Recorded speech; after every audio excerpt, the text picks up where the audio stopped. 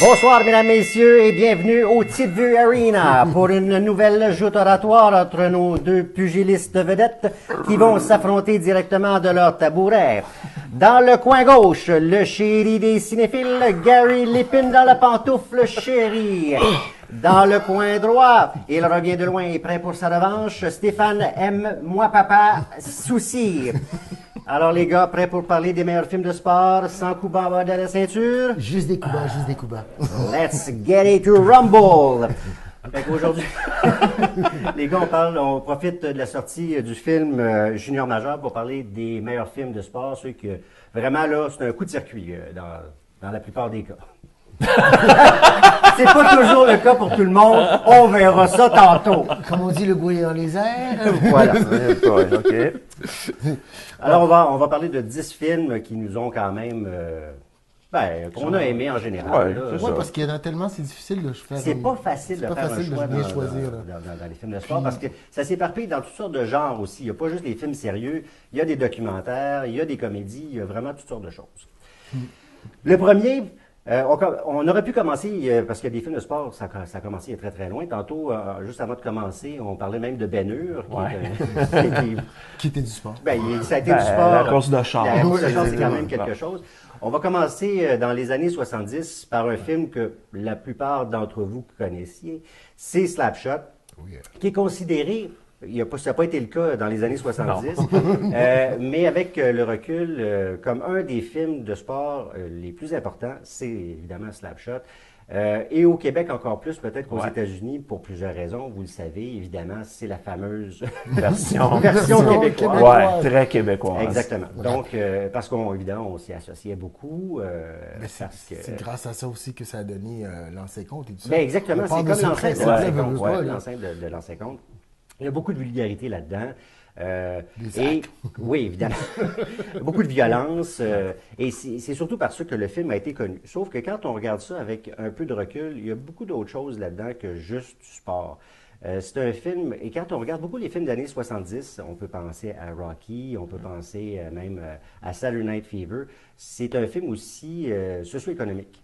Parce que d'abord et avant tout, ce qui se passe, c'est que dans la ville où se déroule l'action, il y a la fermeture de l'usine, et c'est ce qui fait en sorte que les gens se mettent ensemble pour essayer de faire en sorte que on se bat ensemble sur la glace et aussi dans la communauté pour essayer de sauver tout ça.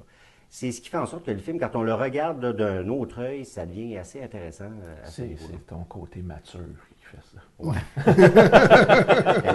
C'est l'âge. C'est ça, rendu plus mature. Mais ça n'empêche pas que c'est un spectacle assez intéressant parce qu'évidemment, on s'y amuse beaucoup. Là, mais quand on regarde ça, là, il y a un petit côté doux, amer. Oui, mais n'empêche aussi, dans le temps, ce qui est un tour de force, c'est d'avoir Paul Newman Oui. qui joue là-dedans. Oui. Tu sais, parce que c'est... Attends, Yvan Ponton. Une vedette internationale, quand même. Oui, mais n'empêche que c'est. Même si t'es considéré B, ça reste pareil un des bons. Il n'y a pas un personnage là, qui se dit il est fake, ça marche pas, il est mauvais acteur, quoi que ce soit. Pas du tout. Tout le monde avait son personnage qui était vraiment le fun. Autant en anglais, ceux qui l'ont vu originalement, ou la version québécoise. Oui, parce que les critiques, même américaines, aujourd'hui, parlent de Slapshot comme étant le film de sport numéro 1 des années 70. Donc, à revoir, évidemment, pour le pur plaisir, à faire découvrir aussi à ses enfants. Ah, évidemment. Avec une flûte, Oui. Selon l'âge. Oui, c'est ça. Gary, tu nous amènes évidemment dans un autre sport. On s'en va au baseball. Eight Men Out, baseball, Oui. c'est un film qui parle du scandale des White Sox en 1919. Il y a 8 joueurs qui ont, avec l'aide, on pourrait dire, comment on l'appelle donc, c'est Epstein. C'était un gars de la mafia, qui était, c'est lui on pourrait dire, on l'appelait The Brain. C'est lui qui dans le temps, avait aidé à, on pourrait dire, rendre la mafia un peu plus business, là, en faisant, c'était beaucoup le bookie pour les jeux et tout ça. Puis lui et sa gang ont réussi à convaincre une gang de joueurs à lancer la série mondiale. Qu'est-ce qui est plate là-dedans? Pour certains des joueurs, c'est qu'il y en avait qui étaient vraiment des très bons joueurs. Genre Shoeless Joe Jackson qui était, pour l'époque, mais si quelqu'un va avoir une référence, c'est comme le Mike Trout. Il peut lancer, il peut courir, il peut frapper, il peut vraiment tout faire, mais c'était comme l'idiot du village. Donc, il est un peu innocent. Dans le film, on voit pas beaucoup, mais on montre étape par étape comment ils se sont pris pour convaincre les joueurs, pour lancer la série mondiale. Le pire là-dedans, c'est que on voit c'est dans le temps où est-ce que les propriétaires étaient maîtres et rois. Le propriétaire, Charles Cominsky, de l'équipe de Chicago, il avait dit à son meilleur lanceur, si tu es capable de gagner 30 victoires, qui aujourd'hui est pratiquement impossible, tu vas avoir un bonus de 10 000. Là, le gars, il est en train de lancer sa vie, là, ça va bien, il y avait une balle papillon, là, puis ça marchait super bien, puis à un moment donné, il dit, ah non, toi, on va te mettre sur le banc, là, parce qu'on veut garder pour les séries, qui fait qu'il a fini à 29-7. Donc, le gars n'a pas eu l'argent, mais ça, c'est une partie de l'histoire que je vous raconte qu'on voit pas, mais qui, dans les faits historiques, le pourquoi que certains joueurs, vu qu'il n'y avait pas un salaire adéquat, ont été tentés. Ils se sont laissés tenter pour lancer le tout. Mais statistiquement parlant, si on regarde Buck Weaver, Lefty ou quoi que ce soit, les joueurs qu'ils ont, dans le temps, c'était considéré comme une des meilleures équipes sur papier au baseball. Mais ils l'ont lancé parce que Cominsky était un autre de ses propriétaires radins que lui s'en fichait. L'argent rentrait, vous autres, là, le monde vous aime, ça suffit. Alors je m'en fiche. Mais c'est un bon film historique. Puis même si ça a été fait en 1988, c'est encore très bien fait. Il y a des acteurs qu'on connaît encore là-dedans, comme John Cusack qui joue Buck Weaver, D.B. Sweeney qui joue Julius Joe Jackson. C'est un bon film à voir. Il y en a fait quelques-uns, un film de sport d'ailleurs, D.B. Sweeney. Oui, très bon, mais même de course aussi. Oui. Bon, moi je vous parle de film de basketball. J'ai pas le choix parce que si j'avais pas parlé de film de basketball, je ne peux pas rentrer à la maison. J'ai des joueurs de basket à la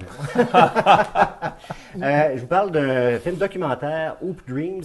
D'ailleurs, je crois que c'est des vrais films de sport, c'est vraiment dans les documentaires. Le reste, souvent, c'est plus autre chose que des vrais films de sport. Hoop Dreams, ce qui est extraordinaire de ce film-là, c'est que c'est un documentaire qui devait durer 30 minutes au départ.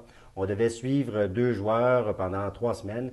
Et finalement, c'est devenu tout à fait autre chose parce que là, il y a 250 heures de pellicule qui ont été tournées et le film est devenu un film de 3 heures.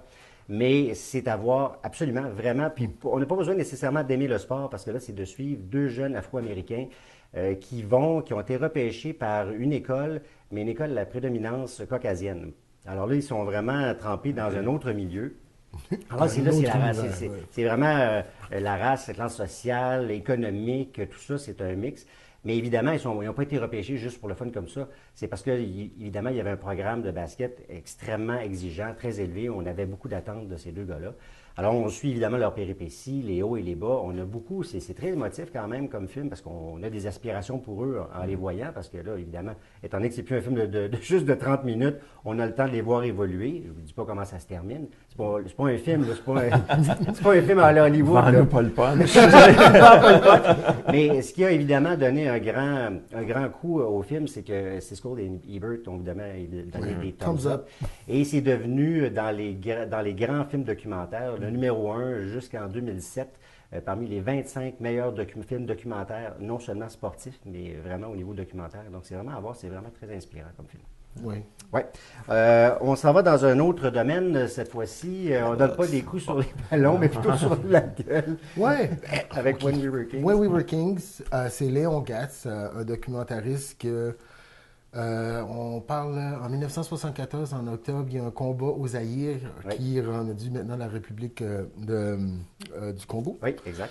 Puis, on décide d'aller faire le combat Ali contre Frazier, qui est considéré comme un des grands combats du siècle, parce que, socialement parlant, Ali, il revient parce qu'il a vu qu'il n'a pas voulu faire la guerre du Vietnam. Il est en prison et tout ça, il sort de là, il veut se refaire en tant que combattant. Socialement parlant, c'était dans le temps avec Martin Luther King, on avait les Black Panthers et tout. Ouais. Puis, ce documentaire-là, qui au début avait des allures modestes, mais prend toute une ampleur, puis Foreman a une blessure au-dessus de l'arcade sourcilière, puis on décide, on recule le combat de 6 semaines. Donc, il décide de se concentrer sur Ali, c'est Léon Gatz de faire ça. Puis, on voit la relation de Ali avec les gens là-bas. Mais on voit aussi le côté de Foreman qui est un peu maladroit, qui est bien particulier. Mais Foreman, c'est le Mike Tyson de l'époque. Tout à fait. Une vraie brute extraordinaire, d'une puissance pas normale. Là.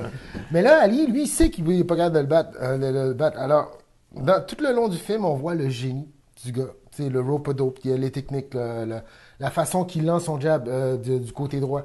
Dans le temps, on disait c'est la pire façon de le faire parce que tu t'ouvres à une réplique vraiment qui va faire mal. Donc, tout le long, on suit ça. Mais la particularité de ce film-là, qui a été fait en 1974, Leon Gatz avait pas d'argent. Donc, il a été faire le film sur The Grateful Dead, il a fait sur les Hells Angels. C'est de ramasser de l'argent. Finalement, c'est un producteur, Sonnenberg, qui lui a donné 1 million pour le finir.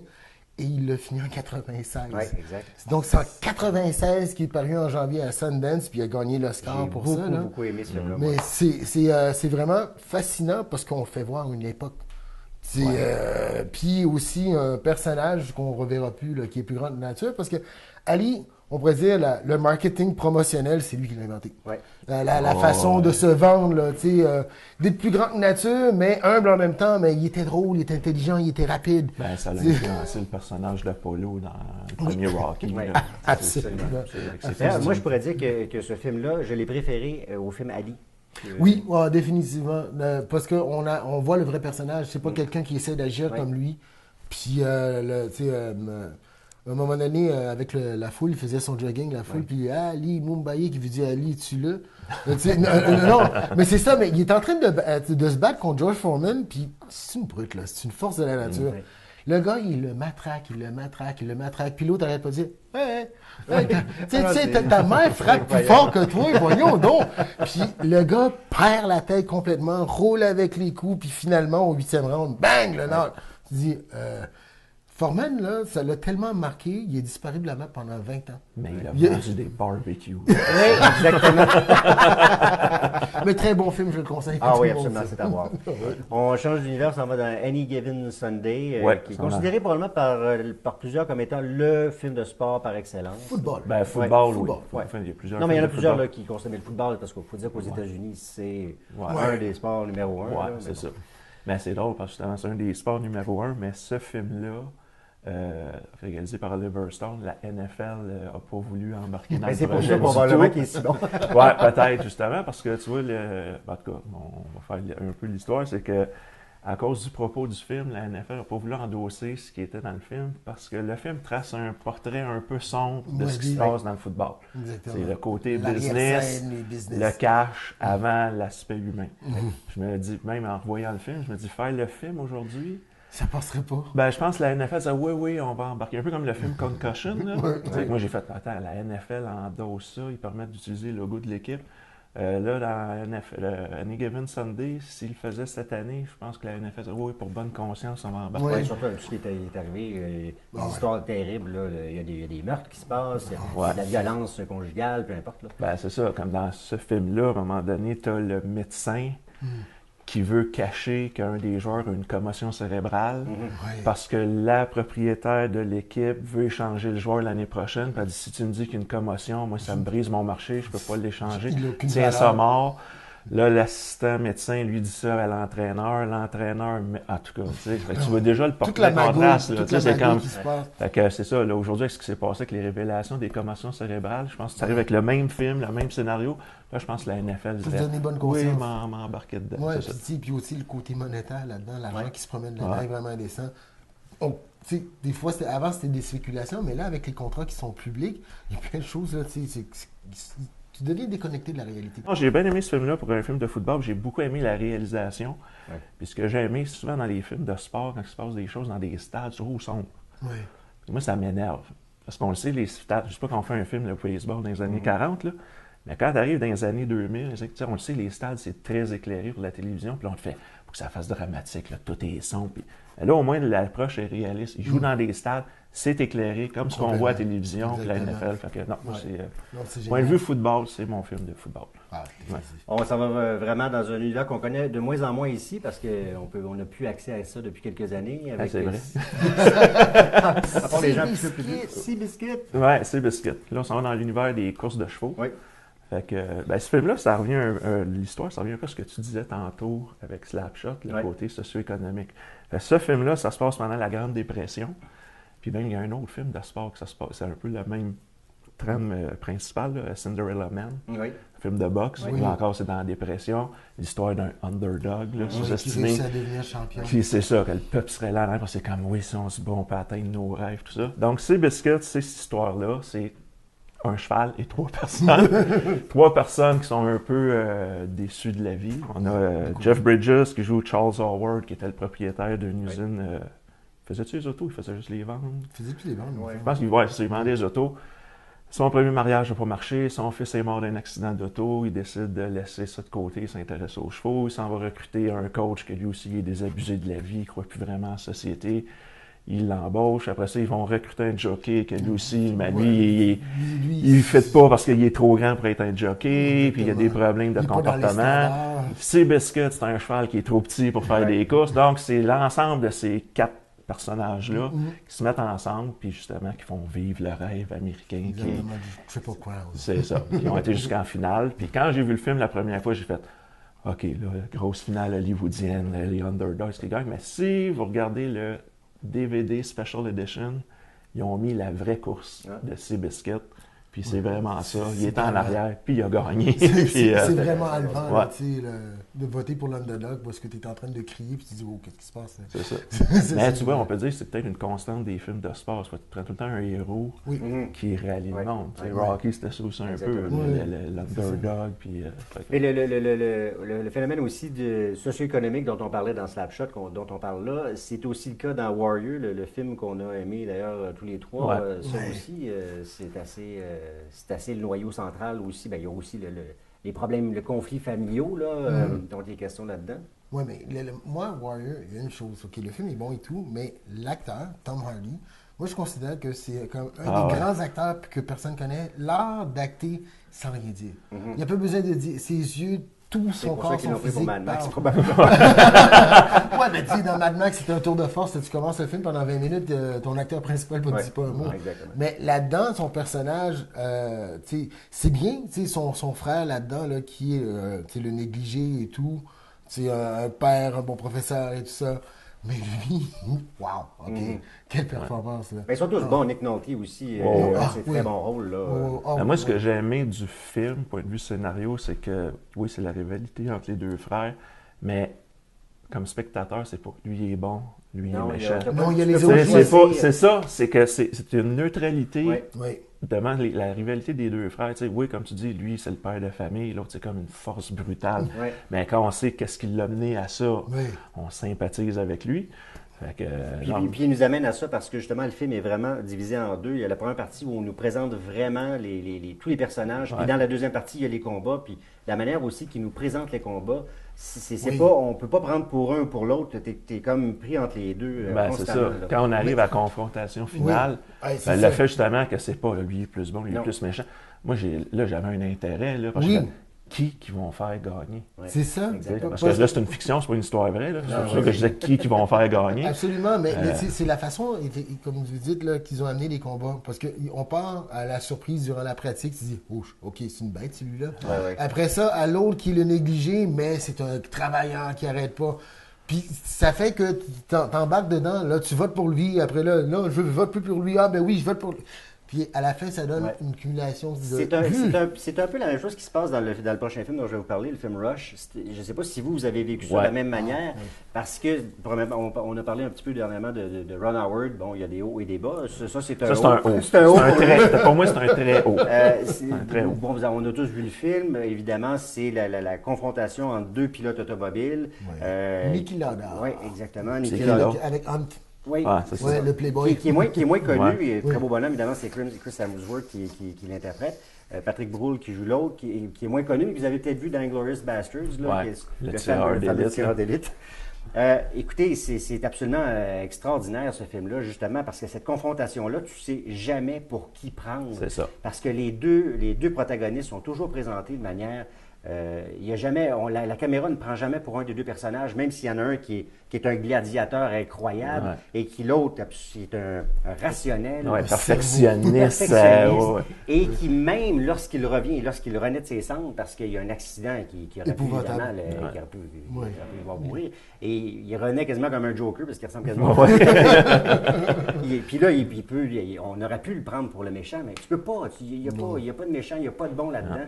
Puis Ron Howard fait vraiment un travail incroyable au niveau de la caméra parce que là, à ce moment-là, tu vois d'un côté, quand il prend une courbe pour un, tu prends la courbe pour l'autre. Donc, les lignes de course, on les comprend bien. Oui. Aussi, l'effet de vitesse. Mais l'effet de vitesse qu'il recrée optiquement avec les caméras bien placées, c'est pas triché comme dans le film que Sylvester Stallone avait fait. Driven. Avec du CGI un peu raté. Puis, bon. Mais là, c'était vraiment des plans de caméra judicieusement bien choisis. Là, puis il nous fait rentrer dans ce monde-là, le sex, drugs, puis rock and roll. À l'époque, parce que c'était des super vedettes. Puis l'autre chose aussi, c'est que, parce que là, c'est sûr qu'on avance, puis les technologies avancent, mais de voir le danger qu'il y avait à piloter une auto de course. Là, à un moment donné, ils font le débat, il pleut, est-ce qu'on fait la course ou on ne fait pas la course? Là, tu fais, OK, aujourd'hui, avec les autos qui ont, puis les pneus, je pense pas qu'ils ont des débats comme ça, mais à l'époque, là, tu fais, hey, c'est tout un débat. Aujourd'hui, s'il y a un débat pour la pluie, c'est par rapport à la visibilité. On prend par exemple cette année, je pense que c'est arrivé où est-ce qu'il était à Sépagne, où est-ce qu'il y avait vraiment trop de pluie. On parle de millimètres. Là, donc là, c'était dangereux. Mais c'est un des rares cas. Sinon, tout est complètement automatisé. Là. Le talent de pilote, on le sent moins aujourd'hui que dans le temps. Un pilote extraordinaire comme ces deux gars-là. On voyait vraiment la ligne de courbe, comment tu dois rentrer dans ton apex. C'était génial. Ce que j'ai aimé aussi, c'est que Ron Howard rend hommage à des vieux films de course automobile qu'on a vu, Howard Hawks, les films qu'on a vu avec Paul Newman. C'est ça qui m'a accroché. Quand j'ai vu le film, ça a commencé, je fais, oh mon Dieu, on est dans l'esprit des vieux films des années 70 qui reflètent l'époque que l'histoire se passe. Non, à voir. Absolument. Là, on va parler de Blades of Glory. Ah non, on parle pas de Blades of Glory. Je sais pas pourquoi, parce que c'était tellement un bon film, Blades of Glory. Qu'est-ce que t'en penses, Gary?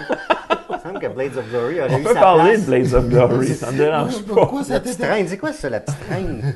C'est quoi ce film, c'est la reine Elisabeth? C'est un dessin animé avec la reine Victoria. Non. Ah, la reine Victoria. Oui, OK, c'est la suite, ça, de... Oui, OK. Oui. Non, mais on peut en parler de... C'est la fille, la reine Victoria, probablement. Non, c'est la sœur du petit prince. Ah, OK.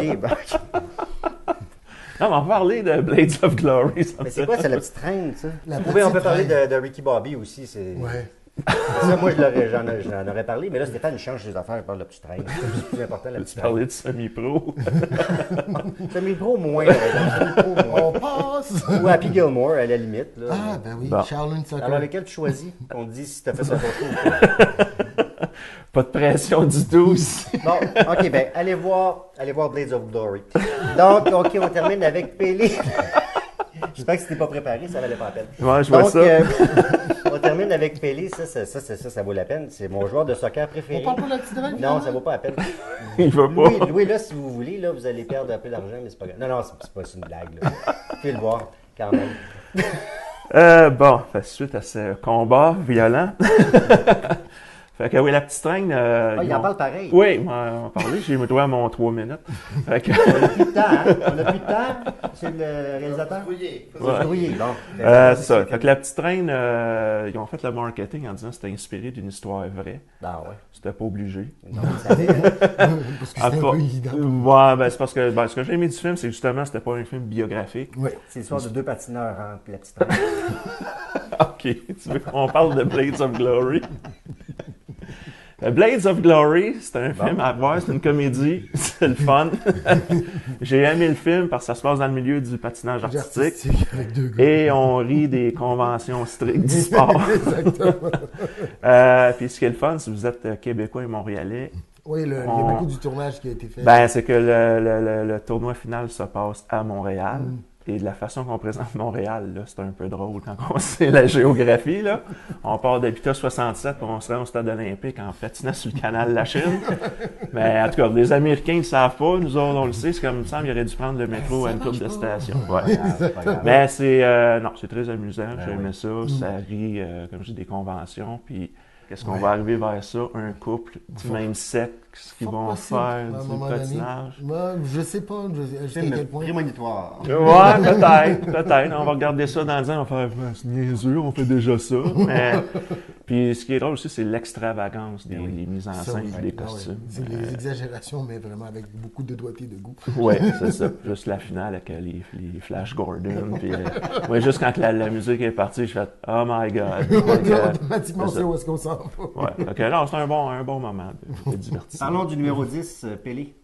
Pélé, ok, c'est le cas de dire, c'est le 10e film dont on parle, c'est le numéro 10. Pélé, la naissance d'une légende, The Birth of the Legend, c'est deux frères qui ont réalisé ça. C'est l'histoire de Pelé qui est considéré comme le meilleur français buteur de tous les temps. Puis qui pratique le style brésilien qu'on appelle j'allais dire le ganja, mais c'est pas tout ça par exemple. Mais le style brésilien de soccer qui est joué par à peu près 90% des joueurs de soccer aujourd'hui. C'est basé sur la maîtrise du ballon. Mais là, j'espère que vous avez vu ça. Je sais pas si vous ouais, avez c'est vu vrai, vous la voyez pas technique. la technique. Mais qu'est-ce qui est bien dans Pelé, c'est qu'on voit quelqu'un qui vient d'une famille humble et tout ça, et son ascension et son génie, et des problèmes à travers qu'il passe, mais c'est très romancé, c'est très beau, la musique est super bien sentie. Puis, tous les amateurs de soccer, là, si vous avez la chance de voir ça, ça vaut la peine parce que c'est le film, en plus, il est sorti en 2016, qui a inspiré les Brésiliens pour les Olympiques, et puis ils ont gagné la médaille d'or. Bon, les Italiens auraient dû regarder ça. C'est méchant! Merci beaucoup, les gars. Si vous voulez voir un peu plus, avoir plus de détails, voir les autres films qu'on a aimés, il faut aller en prolongation. Allez sur notre page Facebook. On se retrouve bientôt. Au revoir.